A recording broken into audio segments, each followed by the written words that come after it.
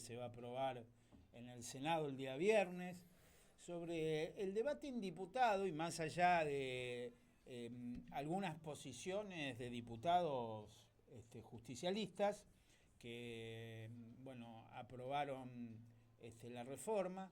También habría que detenerse puntualmente en el discurso de Marcela Pagano. Sí. Que en realidad a mí me sorprendió porque es alguien que ingresa al Congreso, a la Diputación, por La Libertad Avanza y hoy votó en contra de esta reforma laboral con un discurso muy fuerte en diputados que también es evaluable desde el punto de vista político, que no me compete tanto a mí, pero bueno, me parece que es una agenda que no podemos dejar de dialogar. Seguramente cuando vuelva Román va a tratar estos temas, que es nuestro politólogo. Y también con respecto a la pregunta que me hacías, Sí. Andrés, viste que yo siempre tengo la idea que todos los fenómenos sociales son multicausales, es decir, ¿por qué la apatía de la gente en temas tan sensibles, ¿no? Y por qué, como decíamos antes en nuestra época de juventud, por qué el pueblo no sale masivamente a la calle como antes, ¿no? Bueno, hay toda una explicación racional para esto. En primer lugar, tiene que ver con los individualismos, Andrés. Hoy la sociedad está muy individualista, las personas se miran el ombligo, no tienen el sentido de lo social que se tenía en la época nuestra. Por ejemplo, nosotros en nuestra niñez teníamos la barra de amigos en el barrio. Pero claro. Y hoy el individualismo que ha traído la inteligencia artificial, los aparatos digitales, todo el mundo está en su mundo, se vincula con su algoritmo, satisface su necesidad de ratificar sus ideologías, y eso hace a que la persona cada vez se desarrolle más profundamente en los individualismos.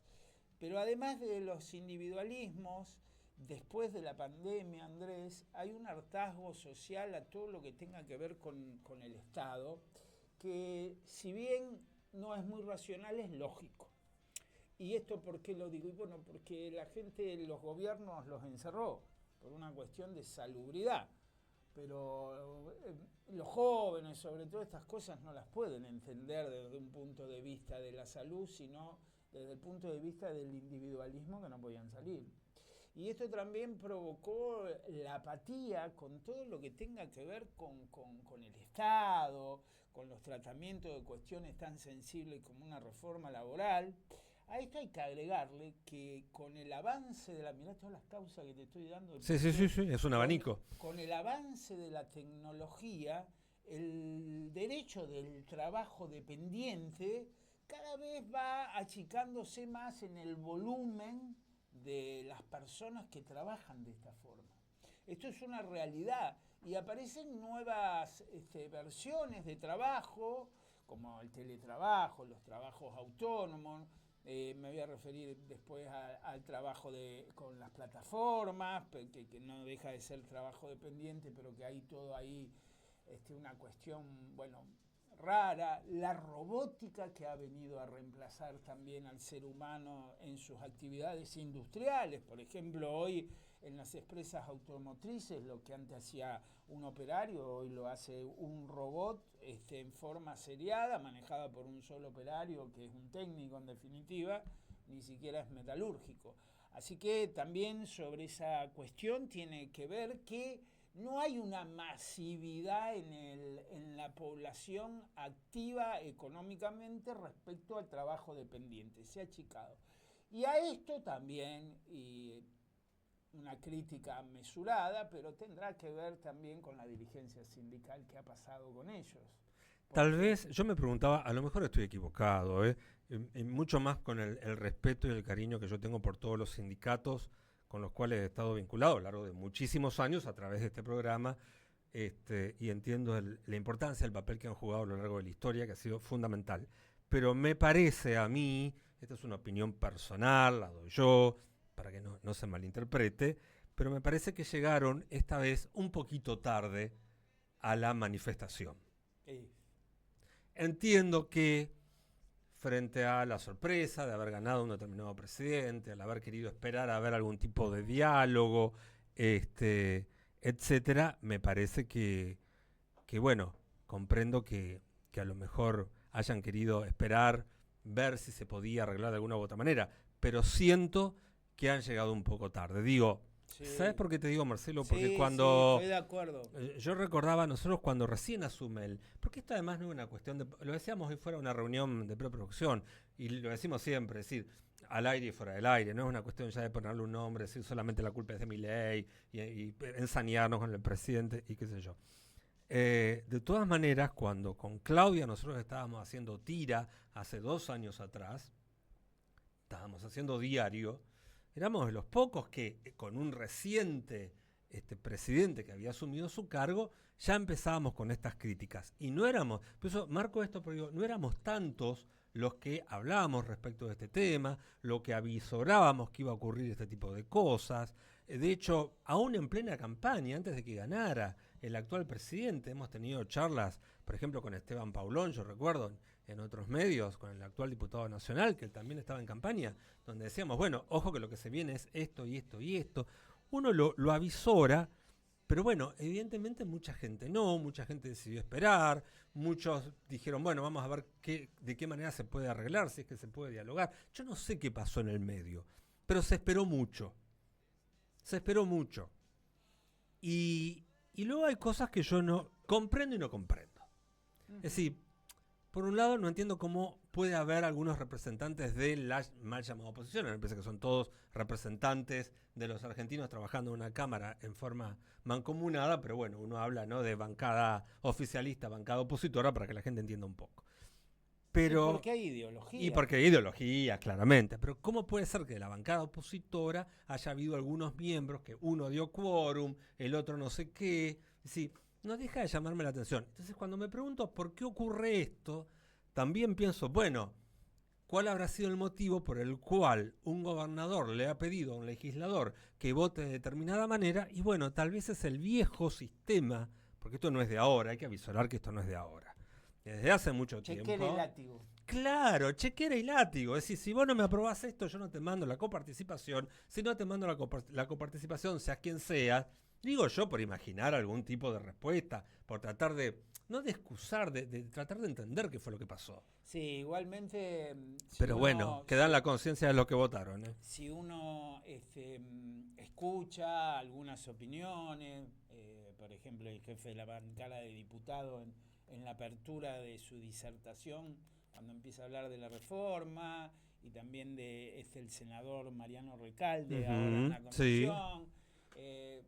También, yo no tengo prueba, pero sí hay gente que empieza a preocuparse por, como pasó en el 2001 con el tema de la Banelco.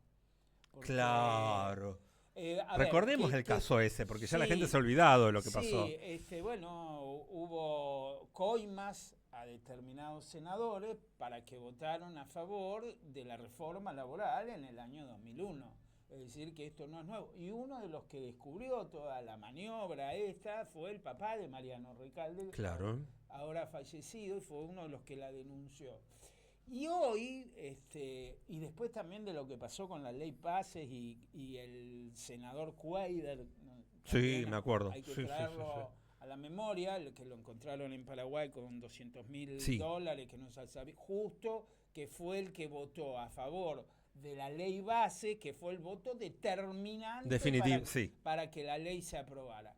Yo, por supuesto, a mí, desde el punto de vista, siempre digo, del académico, como científico, no me gusta hablar sin pruebas de nada, pero es un tema que está en... Es llamativo, digamos. Está en agenda, Andrés, porque a mí me parece más lógico que los gobernadores le den instrucciones a sus diputados o a sus senadores por una cuestión de finanzas, ¿sí?, de ingresos a las arcas de su provincia, porque, bueno...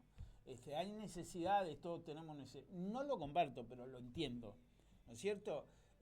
Ahora, esto otro que en apariencia podría suceder, hay que tener cuidado, porque lamentablemente Las brujas no existen, pero... ¿Que las hay, las hay? Bueno, mucho presidente también con bruja, te digo, ¿eh? Sí, a lo largo de la historia. sí, Muchos verdad. han consultado. Pero yo recuerdo, Alfonsín tenía una bruja, Menem tenía otra. Sí, es verdad, es verdad. Bueno, viste, y todo nos lleva a la historia. Qué locura. Y a la repetición de ciclos. Y sí, al Corsi Recorsi. El Corsi de la historia. Sí. Esto es así, pero bueno, igual no deja de ser llamativo, no podemos dejar de hablar de estos temas, hay que traerlos sobre la mesa, hay que conversarlos. Hoy pensábamos, mira, hoy venían, bueno, viste que yo uso mucho un transporte por aplicación y venía el muchacho que me traía, un hombre joven, más joven que nosotros, y me decía, tengo un hijo de 17 años que está tirado todo el tiempo y no hace nada, no trabaja, entonces me preguntaba por qué. Entonces tratábamos de elucidar qué le pasaba a la juventud, ¿no? Bueno, justamente esta juventud, sobre todo hombres de hasta 30 años que acompañan este modelo, que acompañan esta estructura, ¿no? Pero claro, al mismo tiempo yo le decía, bueno, pero ¿qué memoria tienen ellos de una historia que nosotros sí ellos hemos vivido y ellos no? Pues yo puedo contar historia desde la época de la dictadura militar. O sea, yo ya tengo conciencia de la época de la Guerra de las Malvinas, era plenamente consciente. Porque teníamos ejercicio en las escuelas, se tocaba una campana a cualquier hora, teníamos que escondernos todo abajo de los bancos, porque yo estaba en Paraná y estábamos al lado de la base aérea, que tuvieron realmente un trabajo y se destacaron increíblemente en un conflicto absolutamente absurdo, en términos históricos y en términos de, bueno, una serie de cosas realmente que mejor ni meternos en ese tema. Pero digo, a partir de ahí yo tengo noción, fui pasando por todas las presidencias y me pude ir dando cuenta, pero los chicos de ahora, de 20 años, de 25 años, de 30 años, que no han pasado por todos estos procesos, ¿qué capacidad pueden llegar a tener de análisis y de comparación? Al mismo tiempo de que tenemos una estructura cultural que se ha ido desvaneciendo con los años también, lamentablemente. Sobre todo con este tipo de gobiernos, ¿no? Que apuntan a no apoyar a la cultura, a la educación y al desarrollo justamente del pensamiento único, acompañado por las nuevas tecnologías. Bueno, parcialmente comparto tu opinión, vamos a ponerle un ingrediente. Por favor. Porque a veces generalizamos a la juventud desde el que está tirado en la cama y no hace nada. Pero nosotros lo tenemos a Alex, lo tenemos a Facu, la tenemos a Aldana, que tienen 23, 24, y son unos pingos formidables. Sí. O sea que no podemos generalizar. No todos, digamos, la claro. Juventud. No todos, ahí lamentablemente está. En todos los órdenes de la vida a veces el ser humano perfila en lo que no está bueno. Pero yo, que soy profesor de facultad y que tengo vinculación con los jóvenes, tengo mucha expectativa en la juventud. Yo tengo mi equipo de investigación, que son toda gente joven, que son brillantes. Es decir, no podemos generalizar la juventud, ¿no es cierto?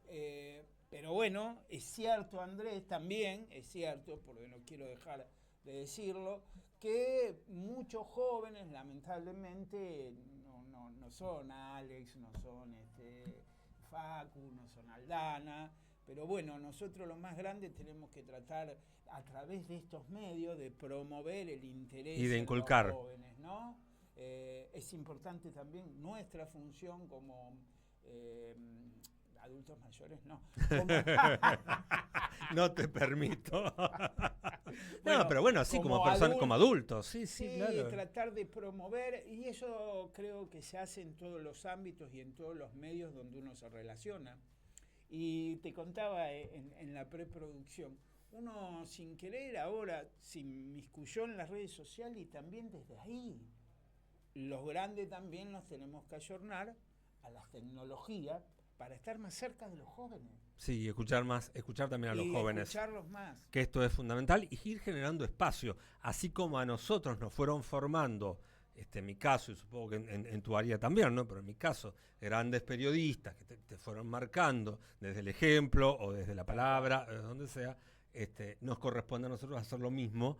Porque como yo te decía antes de salir al aire, no sabemos, yo no sé cuánto tiempo más voy a estar al aire. Y también hay que ir generando espacios para los chicos que tienen cosas para decir y que hay que escucharlos. Totalmente. Y hay que entender por qué están diciendo, qué es lo que le pasa, cuál es la lectura, por qué es lo que están sintiendo. Y yo creo que eso nos va a permitir a nosotros también crecer y evolucionar desde un lugar impresionante.